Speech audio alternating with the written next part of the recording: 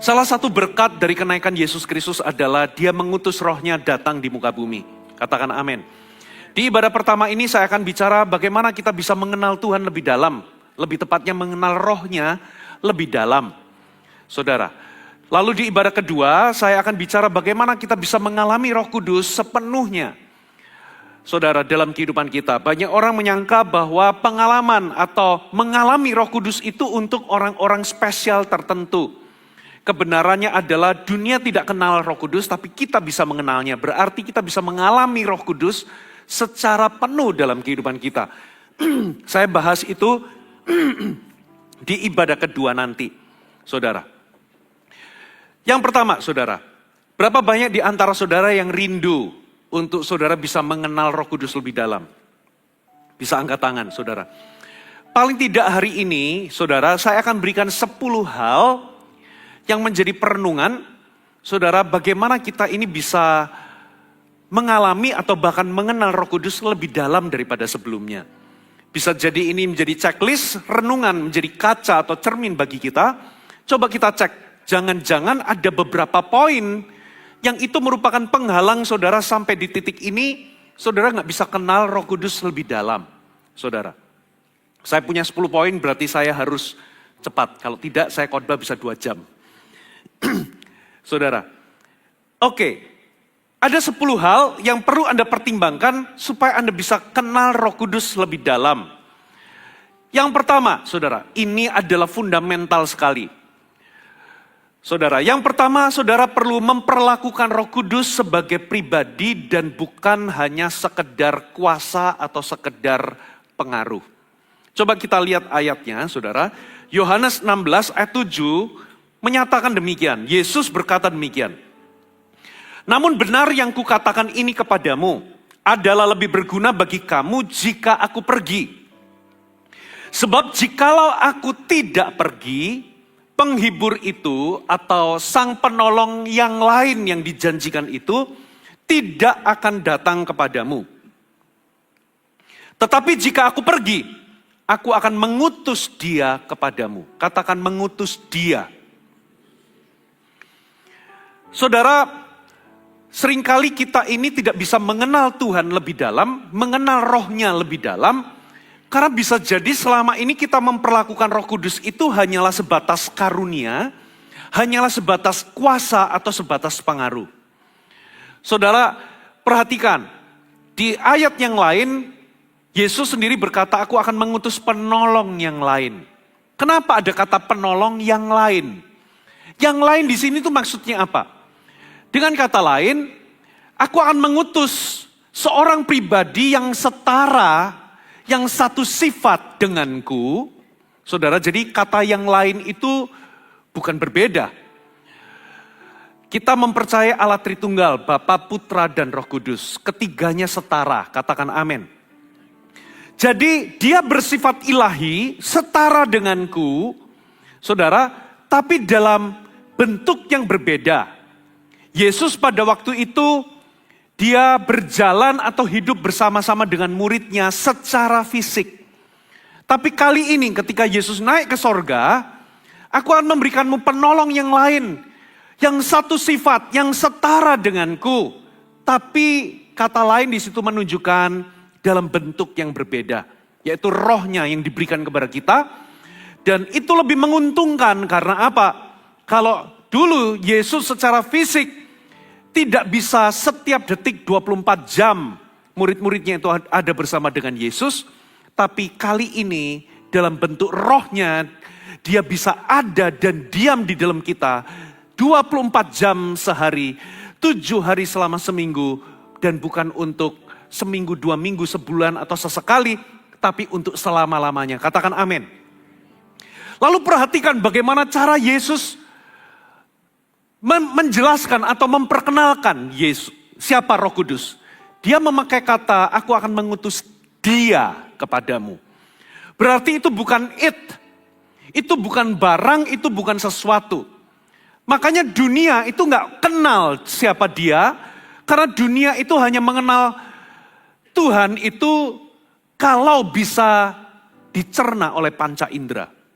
Dengan kata lain, Roh Kudus itu bukanlah sebuah energi, bukanlah sebuah pengaruh, bukanlah sebuah benda, tapi dia adalah seorang pribadi. Bedanya, kita harus menghampirinya atau mengenalnya secara rohani. Katakan amin. Sebab dia adalah roh, makanya kalau kita menyembah Bapa juga kita harus menyembah dia dalam roh. Menyembah dia dalam roh itu artinya secara rohani. Bapak Ibu. Nah dari sini kita bisa tahu ternyata dia adalah pribadi. Mungkin banyak di antara saudara setuju, bahkan secara teologis. Tapi di dalam tingkah laku, perilaku sehari-hari, saudara, mungkin Anda setuju secara teologis, secara kognitif Anda tahu bahwa Roh Kudus adalah pribadi. Tapi dalam perilaku kita belum tentu kita memperlakukan dia sebagai seorang pribadi. Berarti kalau dia pribadi, cara kita menghampirinya, cara kita mendekat, kita nggak boleh melihat dia hanya sebatas kuasa. Tapi kita harus mendekat, menghampirinya, karena kita ingin mengenalnya atau ingin bersekutu dengannya. Katakan amin. Dia bukanlah kuasa atau pengaruh yang kita bisa pergunakan. Tapi dia adalah seorang pribadi di mana kita mendekat untuk mengenalnya atau bersekutu dengannya. Ini adalah dua cara pendekatan yang berbeda. Saudara, kita percaya, apalagi kita orang karismatik, bahwa Roh Kudus itu bisa mengurapi. Ada namanya pengurapan Roh Kudus, ada yang namanya karunia Roh Kudus, ada yang namanya kuasa Roh Kudus. Tapi dia bukanlah karunia, dia bukanlah pengurapan, dia bukanlah kuasa. Dia adalah pribadi, katakan amin. Karena kalau kita hanya memandang dia sebagai kuasa, maka kita akan berlomba-lomba ingin mempergunakan atau menguasainya. Tapi sebaliknya kalau kita melihat dia sebagai seorang pribadi, maka kita akan berlomba-lomba untuk mendekat dan mengenalnya. Saudara. Nah, begitu kita mengenal dia sebagai seorang pribadi, maka kita akan stop berpikir, kita akan berhenti berpikir apa yang aku bisa dapatkan lebih lagi. Banyak orang berpikir kalau aku mau kenal dia, maka aku harus mendapatkan lebih banyak Roh Kudus. Beberapa orang berkata, aku ingin kenal Roh Kudus lebih dalam, tapi masalahku adalah aku gak mendapat Roh Kudus lebih banyak. Saudara, sebetulnya kalau Anda ingin saudara melihat dia sebagai seorang pribadi, Anda gak akan berpikir mendapatkan dia lebih banyak. Tapi Anda justru akan, apa yang aku bisa serahkan kepadanya supaya dia memilikiku lebih banyak. Dengan kata lain, Anda tidak lagi berpikir, aku bisa dapatkan dia lebih banyak, tapi Anda akan berpikir bagaimana aku bisa menyerahkan sehingga Roh Kudus itu memiliki lebih banyak dari diriku. Dari situ Anda akan memberikan waktu saudara, untuk Anda luangkan waktu dengannya.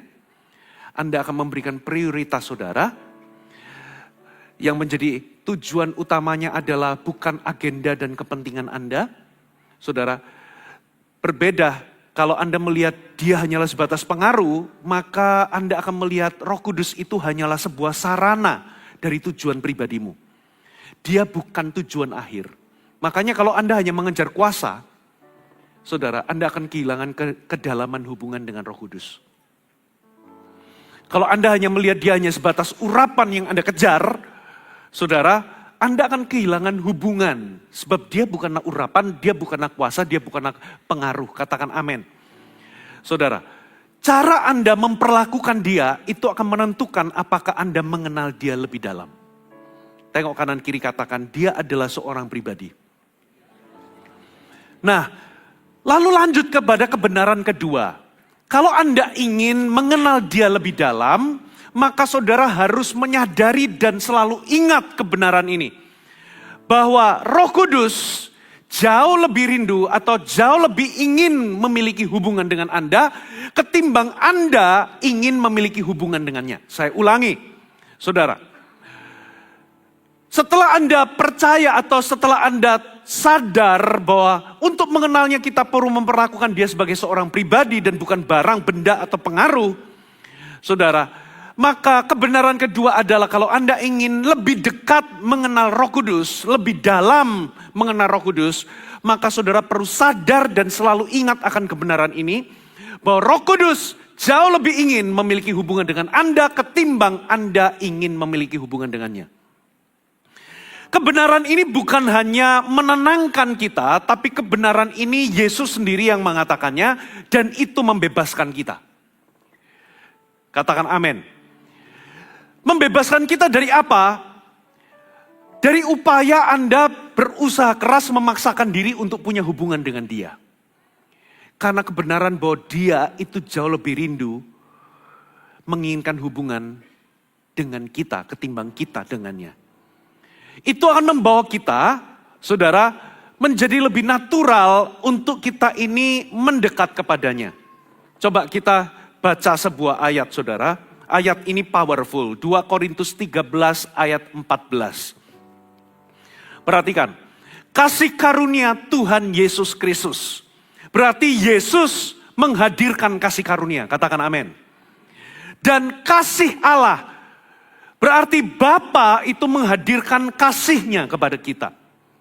Tapi yang terakhir dikatakan begini, persekutuan Roh Kudus menyertai kamu sekalian. Dalam terjemahan bahasa Inggrisnya NIV mengatakan the fellowship of the Holy Spirit be with you all. Berarti Yesus itu menghadirkan kasih karunia-Nya kepada kita. Bapa menghadirkan kasih-Nya kepada kita. Makanya kita bisa mengenal kasih Bapa. Tapi Roh Kudus dikatakan Dia menghadirkan fellowship atau persekutuan dengannya. Katakan amin. Bahkan kalimat ini pakai kata the fellowship of the Holy Spirit be with you all. Beberapa di antara saudara merasa bahwa aku gak cukup layak, aku gak sempurna, aku ini cuma orang biasa, aku bukan orang spesial. Tapi Alkitab kita katakan the fellowship of the Holy Spirit be with you all.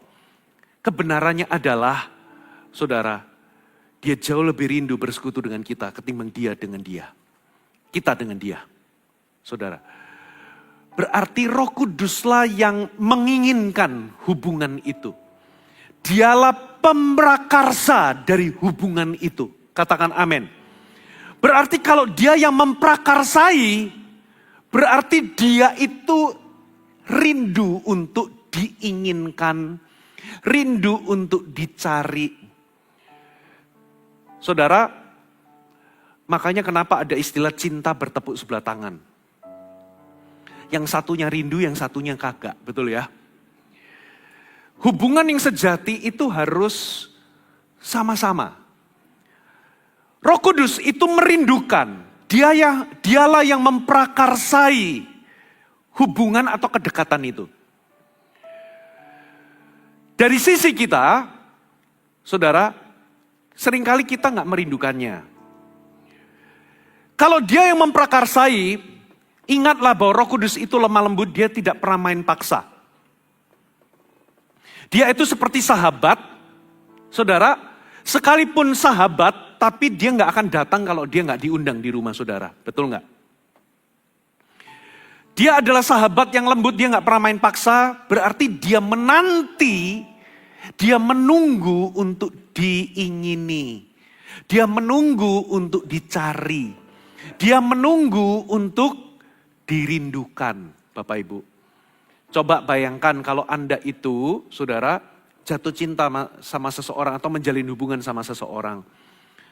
Selalu yang nanya kabar, yang nelpon, yang ngajakin, yang ngejar-ngejar itu selalu Anda.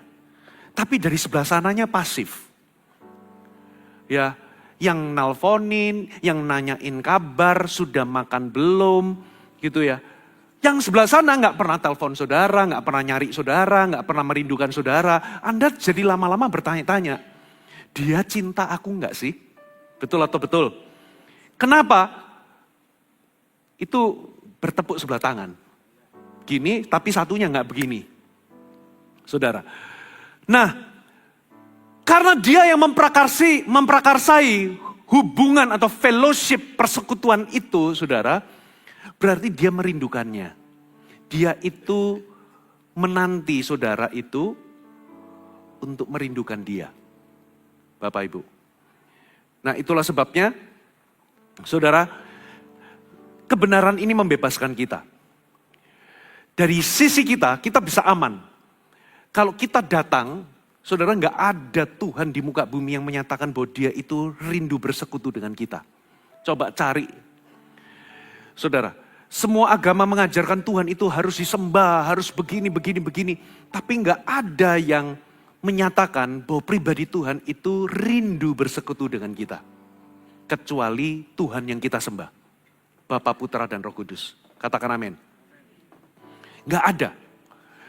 Jadi dari sisinya kita sebetulnya ketika kita datang dalam hadiratnya, kita nggak pernah akan ditolak.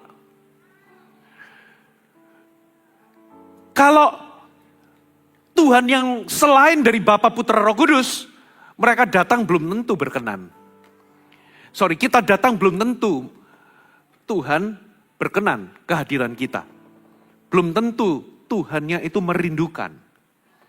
Tapi Tuhan kita itu menyatakan bahwa dia merindukan kita lebih daripada kita merindukan dia.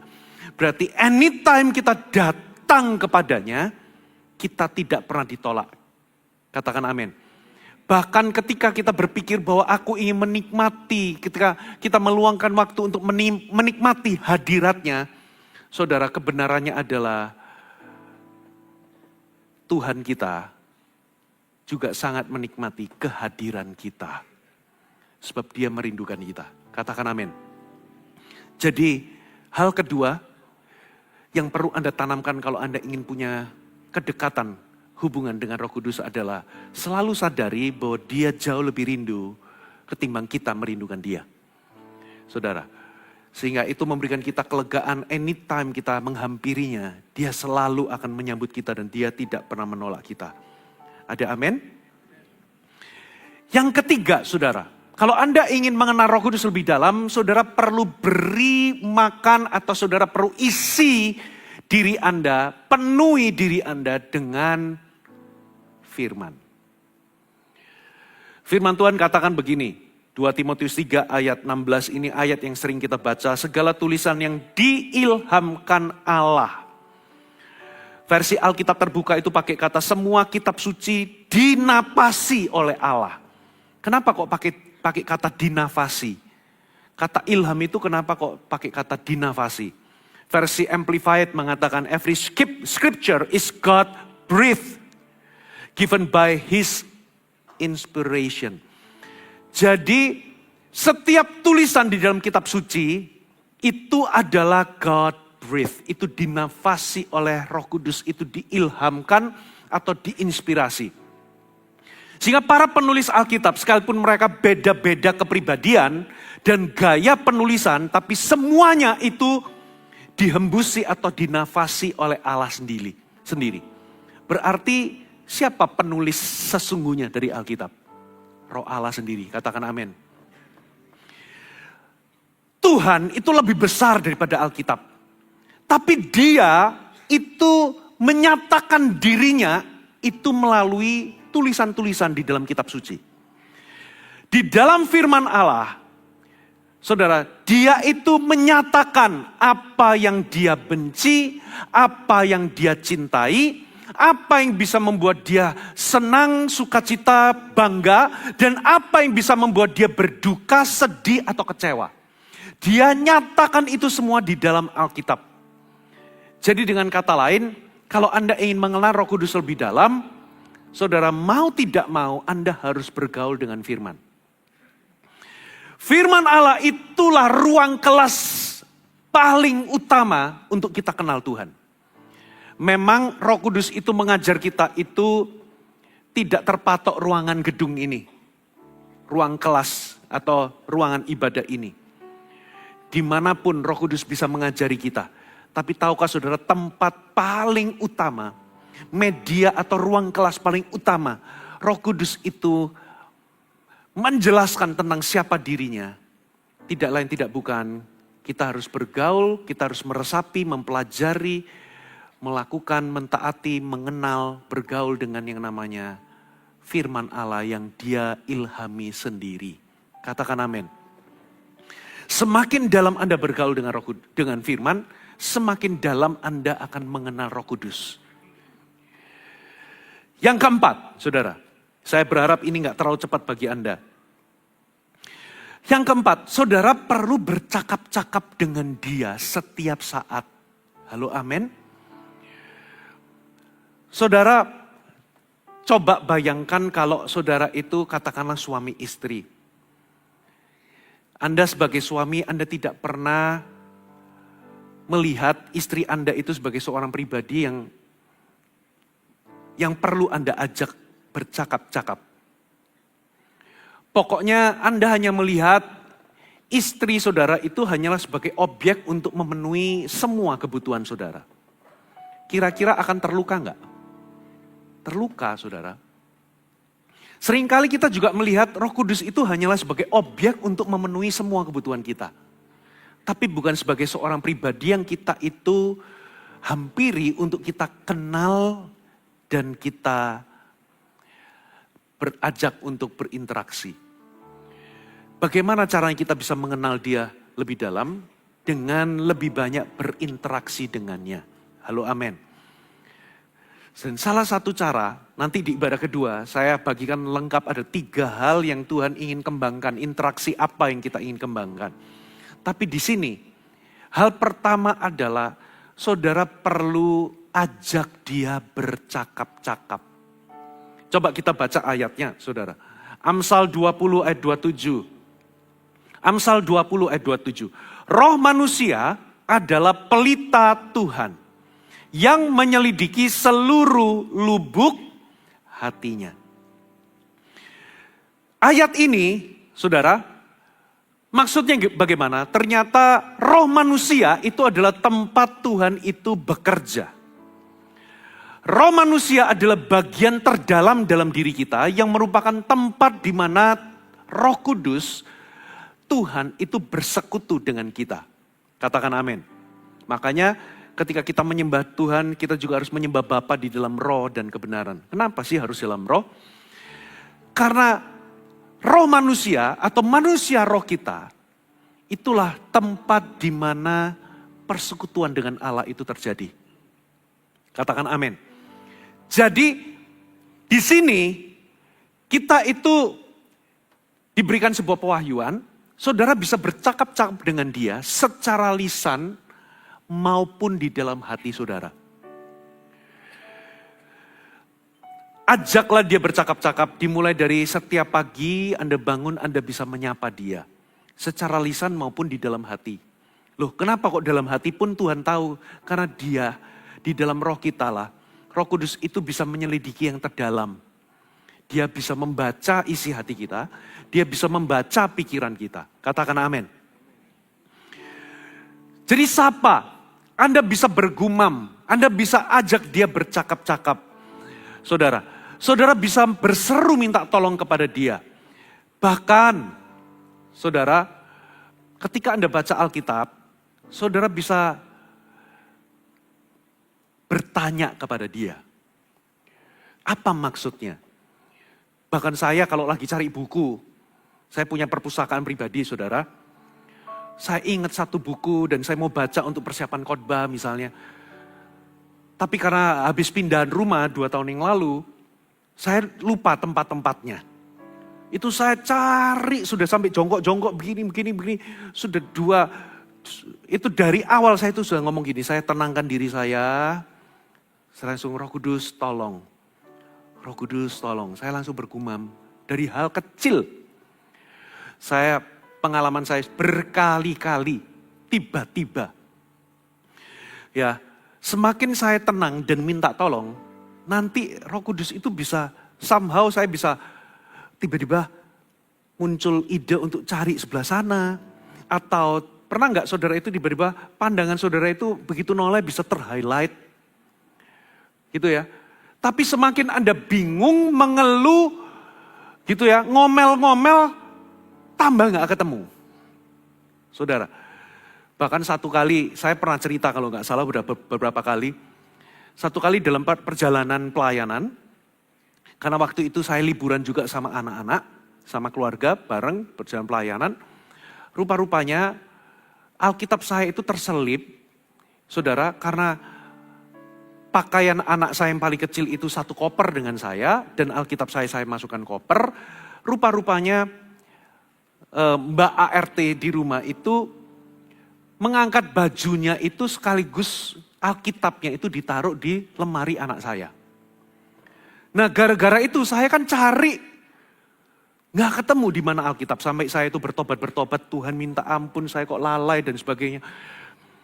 Itu Alkitab berharga karena isinya banyak diary, banyak tulisan dan sebagainya. Saya cari nggak ketemu. Saya minta sekretaris trace ke hotel, gitu ya. Bahkan bukan hanya hotel tempat kita menginap, hotel-hotel sebelumnya di pelayanan-pelayanan sebelumnya itu diteleponin. Nggak ketemu, saudara. Lalu saya tiba-tiba ingat, saya langsung duduk di sofa. Kebetulan waktu itu ada televisi nyala, ada sebuah film, saudara. Saya duduk lalu saya ngomong gini, Roh Kudus, saya minta ampun lagi, Roh Kudus ampuni aku kok lalai. Alkitab kok bisa hilang dan sebagainya. Aduh, Roh Kudus tolong temukan. Tiba-tiba saya itu lihat ada teks di film tersebut. Kurang lebih bunyinya, kalau dalam bahasa Inggris di Indonesia kan, itu begini. Kalau sesuatu itu missing, itu bisa ditemukan. Tapi kalau itu gone, maksudnya sudah gone dalam arti lenyap, itu nggak bisa ditemukan. Tiba-tiba teks itu melompat, langsung saya itu ngalami damai sejahtera. Ini pasti ada di rumah. Besoknya, saudara, tiba-tiba istri saya kan tahu saya kehilangan Alkitab kan. Datang, kok aku punya surprise, dia ngomong gitu. Aku tahu Alkitab kan, loh kok sudah tahu? Iya, Roh Kudus barusan ngomong. Saudara, sampai sesimpel itu, kuncinya cuma satu. Saudara sering tanya enggak dengan Roh Kudus? Saudara punya iman enggak? Saudara percaya enggak bahwa Roh Kudus itu bisa menjawab? Kalau saudara enggak bergerak dengan iman dan percaya, maka channel itu akan tertutup. Misal ya, bahkan sampai se-ekstrim ini, kalau Anda tersesat di hutan, ada dua jalan. Kalau Anda orangnya skeptis dan gak percaya Roh Kudus bisa bicara, channel itu akan tertutup bagimu. Tapi kalau Anda punya iman, Roh Kudus bisa bicara dan menunjukkan jalan mana yang Anda tempuh. Saudara, modal pertama percaya dulu punya iman, dia bisa menjawab. Entah jawabannya itu bisa sebuah kata, atau jawabannya itu bisa sebuah kalimat, atau ada sebuah kesaksian roh, kesaksian batin, ada damai sejahtera, ada dorongan, belok kanan aja gitu ya, walaupun bukan dalam bentuk kata-kata. Atau dengan cara ekstrim tiba-tiba muncul geledek gitu ya, petir menyambar, membakar sebelah kanan, atau apa, yang penting semua itu bermula dari satu. Saudara percaya. Begitu saya percaya, channel terbuka, bisa lewat teks film yang lagi di layar loh saudara. Dan itu memberikan saya ketenangan. Aduh, puji Tuhan, langsung saya tenang, kepanikan saya berlalu. Ini pasti pasti terselip di mana gitu. Lalu saya tanya, nemunya di mana? Baru di situ kebenaran terungkap. Ternyata itu Alkitab. Ada di lemari, itu lemari kamar anak saya di lantai bawah. Mana kepikir coba? Ya, ada di lemari baju pakaian anak. Gak bakal kepikir saudara. Ya kepikirnya itu entah ketinggalan di gereja kah, atau di gereja tempat saya melayani, atau di hotel, atau di bandara, atau di mana. Itu pasti yang paling make sense. Gak mungkin saya berpikir itu ada di lemari baju. Di dalam tumpukan baju. Karena diambilnya itu segepok, dimasukin. Karena itu sudah di laundry. Saudara, kuncinya apa saudara? Sering bertanya. Katakan amin. Ajak dia bercakap-cakap. Kalau Anda butuh pertolongan, saudara bisa ngomong, kalau Anda lagi ingin untuk mencurahkan isi hati, Anda bisa bergumam atau Anda bisa berseru dalam hati, Dia mendengar dan Dia bisa membacanya.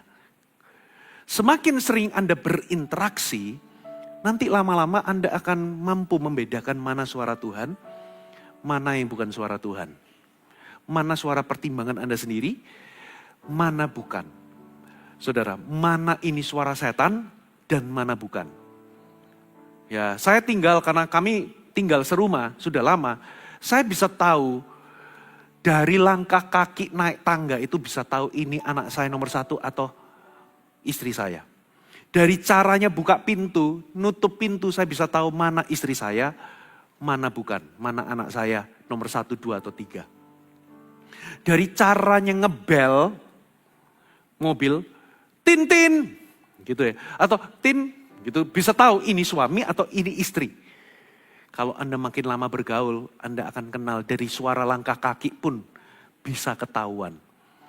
Kalau Anda makin bergaul dengan Roh Kudus, Anda makin berinteraksi, bercakap-cakap, Anda tidak, coba bayangkan Anda datang di CG nggak ada seorang pun menyapa saudara. Anda kan jadi kayak pajangan gitu kan. Apakah aku ini pajangan? Gak ada yang nyapa, gak ada yang nyambut, gak ada yang ngajak ngomong. Anda didiemin begitu aja. Pasti Anda gak akan kerasan. Pasti Anda akan cepat-cepat nutup pamit. Yang keberapa sekarang? Kelima, saudara. Jagalah hati Anda tetap lembut di hadapan Tuhan. Kalau Anda ingin mengenal Roh Kudus lebih dalam, pastikan Anda menjaga hati Anda tetap lembut. Ibrani pasal yang ke-3 ayat 15 dikatakan begini.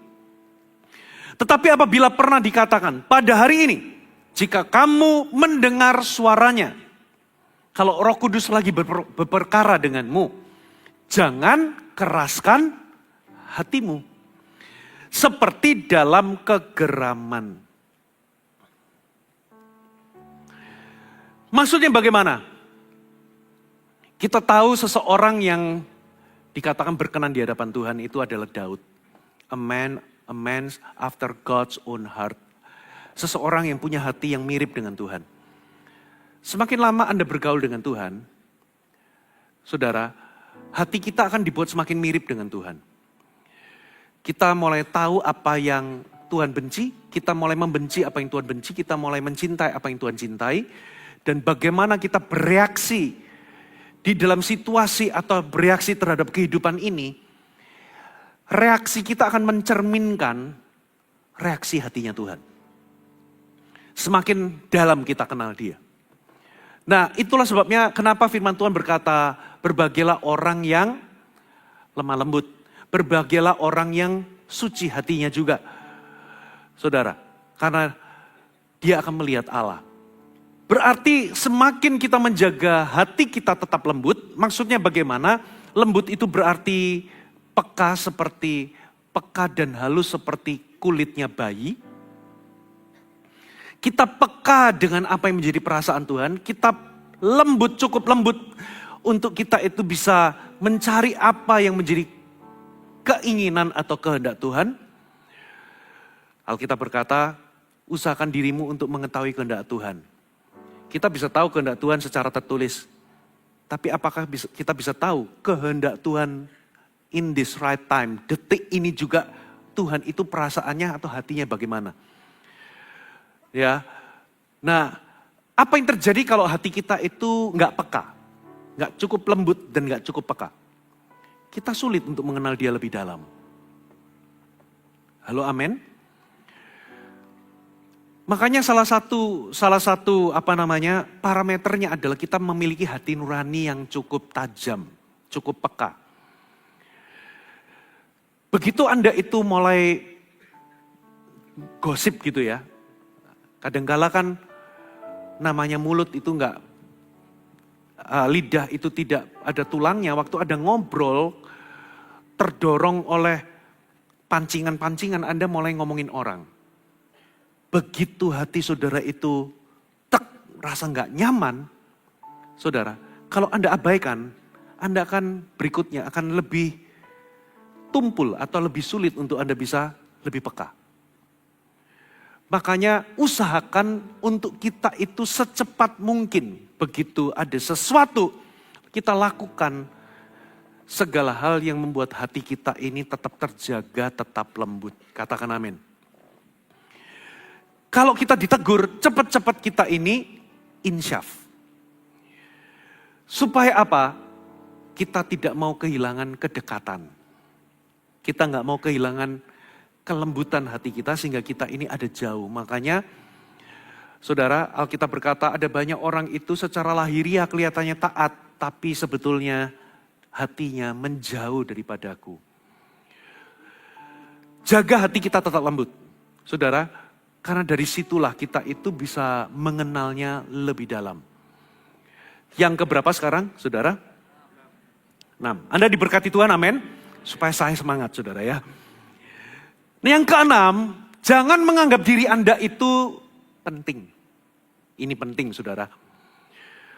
Kenapa? Coba kita baca ayatnya ya, Pengkhotbah 7 ayat 16 sampai 17. Ayat ini terkesan membingungkan, tapi saya coba akan jelaskan. Janganlah terlalu saleh, janganlah perilakumu terlalu berhikmat. Mengapa engkau hendak membinasakan dirimu sendiri? Ayat 17, janganlah terlalu fasik, jangan bodoh. Ayat ini ngomong jangan terlalu, apa saudara? Saleh. Jangan juga terlalu berhikmat. Tapi di ayat berikutnya dikatakan jangan terlalu fasik. Apa sih maksud ayat ini? Kan ini bertentangan dengan firman yang lain bahwa kita ini harus rohani, kita harus punya godliness, kita harus saleh, kita harus punya hikmat, bahkan kita diminta untuk meminta hikmat. Kok di sini dikatakan jangan terlalu saleh, jangan terlalu berhikmat. Lalu juga dikatakan jangan terlalu fasik. Loh, bukannya Alkitab katakan jangan jadi fasik. Kok ini seolah-olah kita ini boleh fasik tapi jangan keterlaluan. Bukan itu maksudnya. Ternyata ayat ini menjaga kita untuk kita ini begini loh. Jangan terlalu saleh itu maksudnya begini loh. Hiduplah benar, hiduplah saleh tapi jangan merasa paling benar. Do you mudeng? Jadilah berhikmat, tapi jangan sotoy atau sok pinter, sok tahu, menganggap dirimu pandai. Itu loh maksudnya. Jangan menjadi fasik, lalu Anda menjadi jadi liar gak kenal Tuhan. Jadi dia itu sedang menjaga untuk kita gak jatuh dalam sombong rohani, ataupun Anda jadi liar rohani. Akarnya apa? Akarnya sebetulnya karena seringkali kita itu jatuh dalam dosa yang namanya kesombongan. Kita menganggap diri kita penting, kita menganggap diri kita matahari, semua planet-planet harus mengitari kita. Kita menganggap diri kita pusat atau inti dari segalanya. Saya mau katakan kita bukan segalanya, kita bukan matahari, Tuhanlah yang menjadi pusat. Katakan amin. Karena waktu kita ini menganggap diri kita terlalu penting, maka kita akan mengejar hal-hal yang salah. Kita menjadi gampang tersinggung, betul nggak? Makanya ini terus saya jaga. Saudara, saya nggak menganggap diri saya bos. Saya nggak menganggap diri saya itu, jemaat itu adalah pegawai saya. Para volunteer itu adalah milik saya, pegawai saya, lalu saya menuntut perlakuan-perlakuan tertentu. Kalau saya nggak dipanggil dengan pastor gitu, nanti saya tersinggung. Kenapa? Karena saya menganggap diri saya terlalu tinggi. Saya selalu berusaha untuk menganggap saya bukan siapa-siapa, saya hanyalah hamba, saya bukan pemilik, saya hanyalah pegawainya Tuhan. Itu akan menjagai Anda, saudara. Supaya nanti kalau ada orang itu mungkin gak menyapa saudara atau tidak dalam tanda kutip memberikan Anda penghormatan yang seperti Anda harapkan. Anda gak gampang tersinggung, gak gampang marah, Anda juga gak gampang iri. Saudara sama orang, Anda gak gampang kena di hati karena terlalu sensitif. Kenapa? Karena kalau kita mulai menganggap diri kita terlalu penting, maka Tuhan jadi gak penting. Itulah sebabnya hati-hati. Apalagi kalau Anda pelayan Tuhan dan sebagainya. Ya, Anda nggak tahu ya sama siapa saya? Gitu ya. Memang saya di mall ini, kita yang pendeta itu punya akses khusus, bisa parkir di belakang. Jadi bisa langsung. Satu kali istri saya di stop. Sama siapa? Sama security-nya. Loh, saya pendetanya. Gak dipercaya, saudara sampai difoto dan sebagainya. Tapi istri saya ngomong, oh iya Pak, difoto aja gak apa-apa. Dijawab dengan ramah. Saya ngomong, top, bagus. Daripada kita, loh gak percaya, lo gak tahu ya siapa saya. Nah, hati-hati itu kalimat pamungkas tuh. Dibawa enteng aja, karena apa? Karena kita bukan orang penting. Jangan menganggap diri penting. Begitu kita menganggap diri penting, kita jadi sensitif sama suara orang, bagaimana orang memperlakukan, dan kita jadi nggak lagi sensitif sama perasaan Tuhan dan Roh Kudus. Itu sudah pasti. Kalau Anda mau kenal Roh Kudus lebih dalam, saudara, selalu ingatkan dalam diri kita punya potensi sombong dan selalu ingatkan untuk kita rendah hati. Ada amin? Yang keberapa sekarang? Ketujuh, saudara, waktu saya 5 menit, tabrak aja ya. Perhatikan bagaimana Anda memperlakukan orang lain, saudara.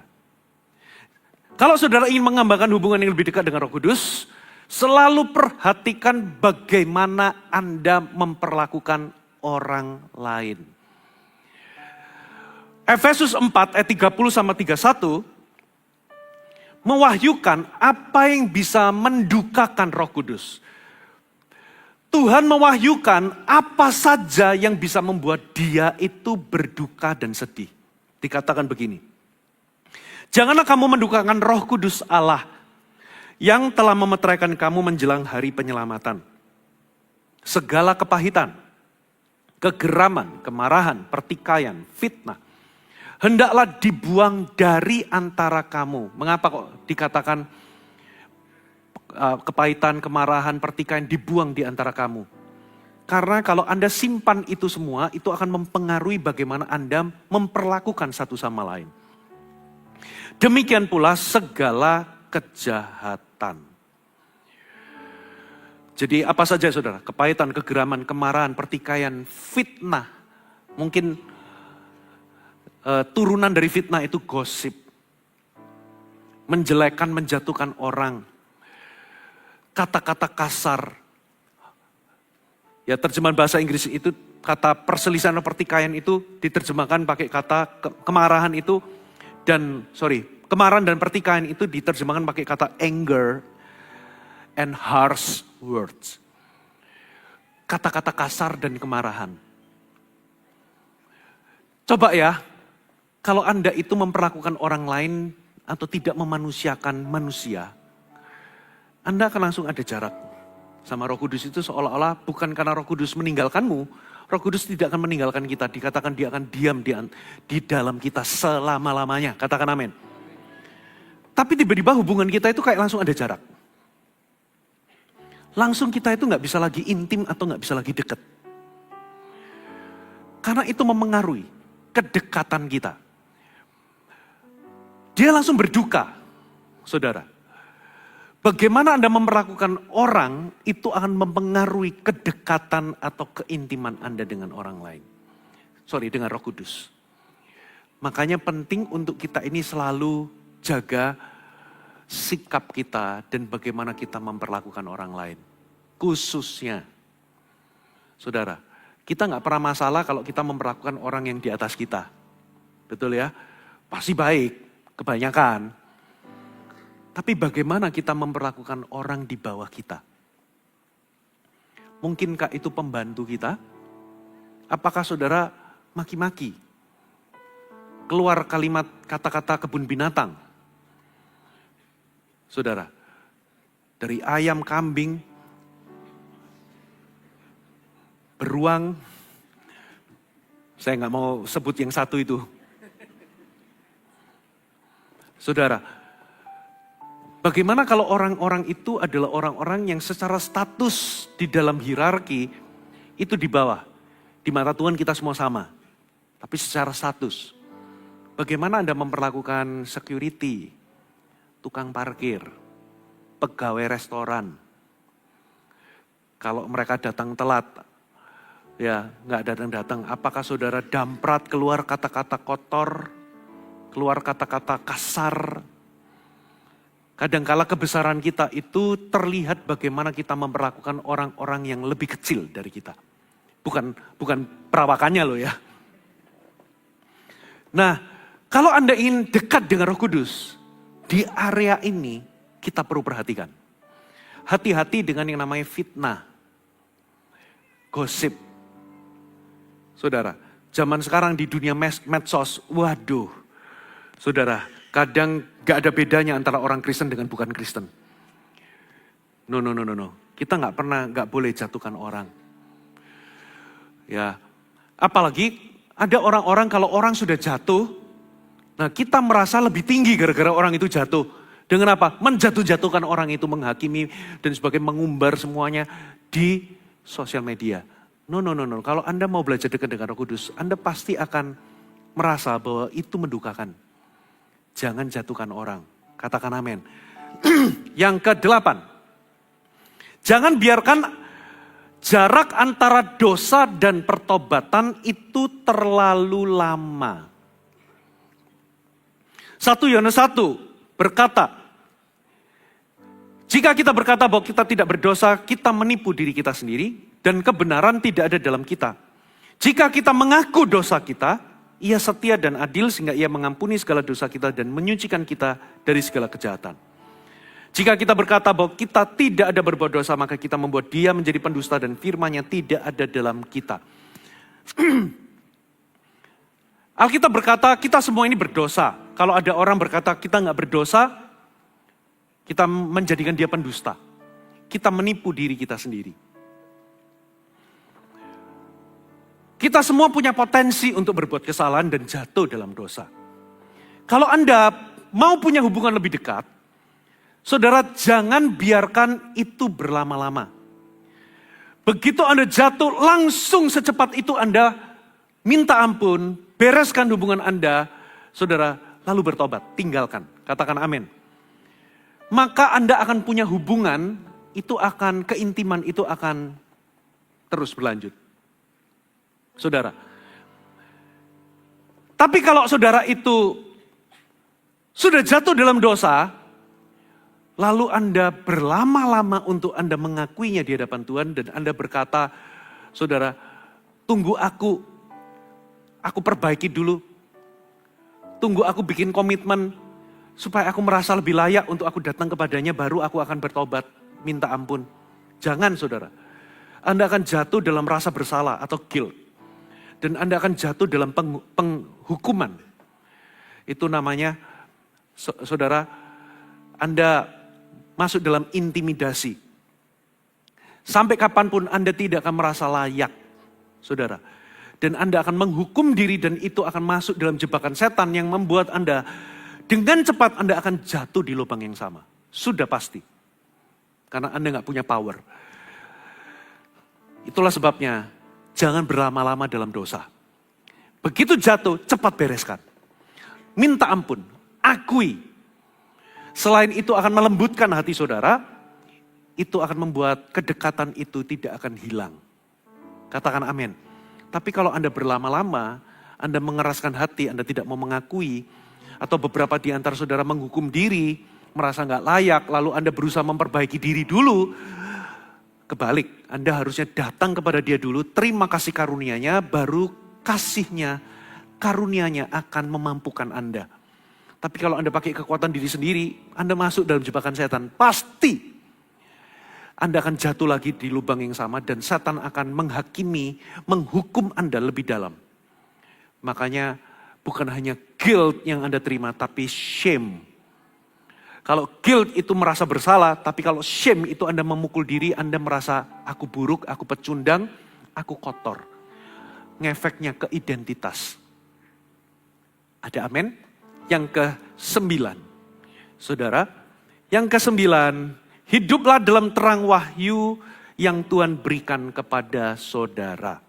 1 Yohanes 1 ayat 7 berkata demikian.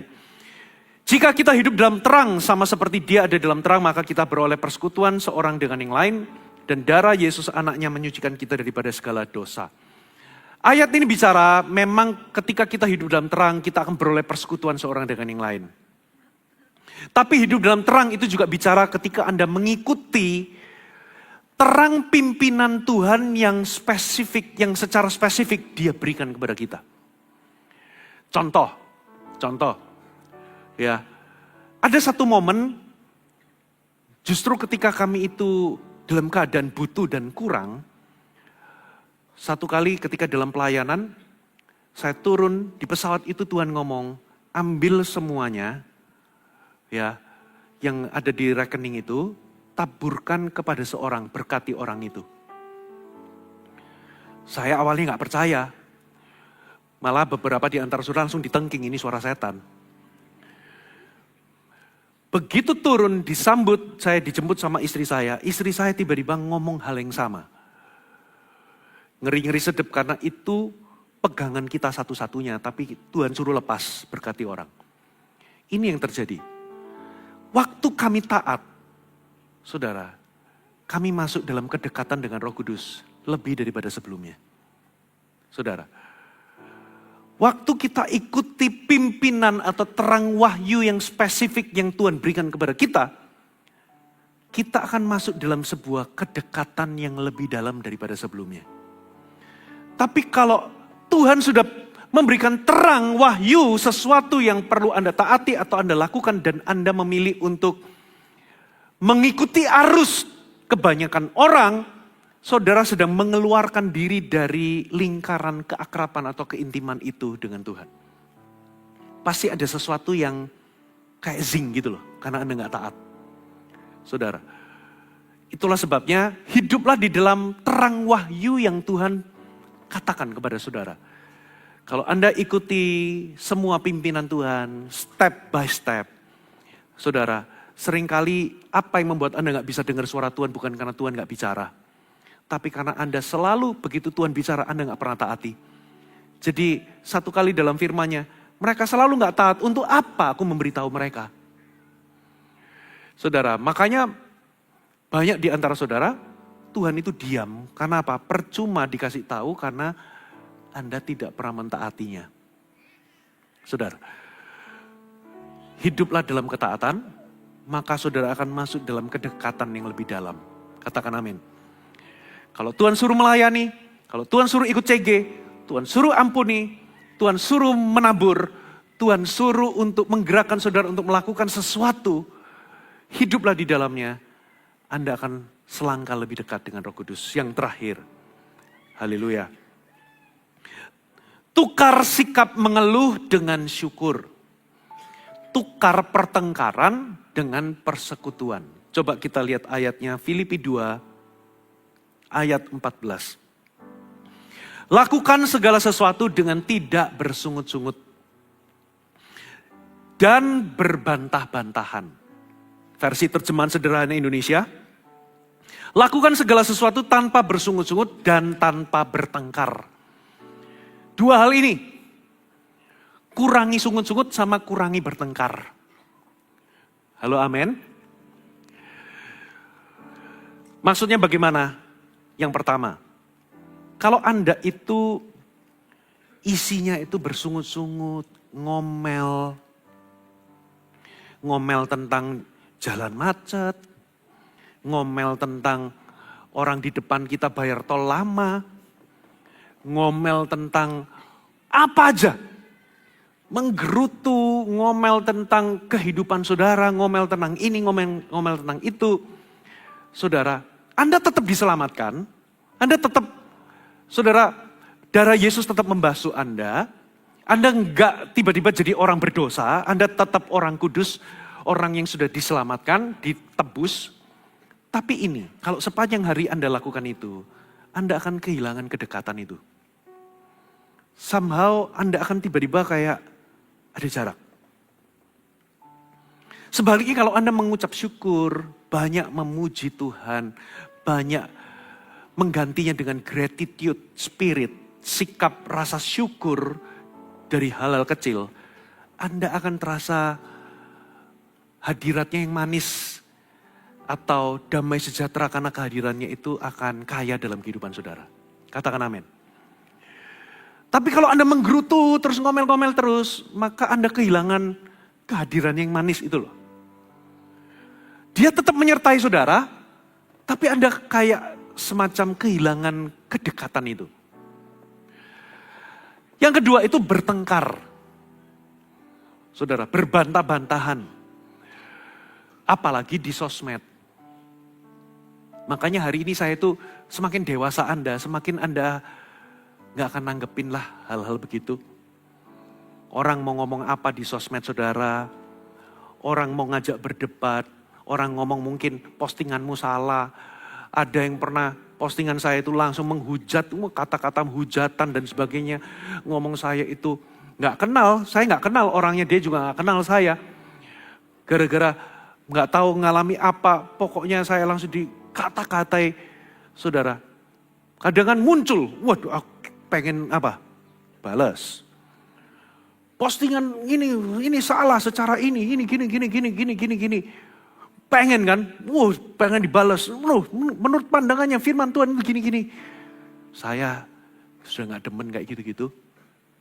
Ngapain sampai berdebat, sampai saling menjatuhkan, saling menyerang satu sama lain? Saudara, sometimes semakin Anda dewasa, Anda akan pilih-pilih peperangan apa yang perlu. Kalau masalah soal silat kata, apa hal yang gak penting lah, sudahlah, biarin, tinggalkan mereka dalam kebenaran diri sendiri. Lebih baik apa? Maklumi, tenang, kalau perlu Anda, saudara, direstrik aja itu. Sudah, cukup. Anda jalani hidup dalam damai sejahtera dan bersekutu dengan Tuhan. Halo, amin. Enggak, dikit-dikit kata orang Anda kejar. Ada orang ngomongin begini di sosial media, atau ngomongin apa, Anda kejar, Anda gak terima. Anda berbantah-bantah, Anda berdebat. Jadi debat kusir. Sudahlah, lebih baik ngalah aja, saudara. Tinggalkan mereka dalam kebenaran mereka diri sendiri. Anda lebih banyak berdoa aja. Amin. Dengan cara demikian, saudara akan punya jalur terbuka untuk Anda bisa kenal Roh Kudus lebih dalam kehidupan saudara. Mari kita bangkit berdiri sama-sama.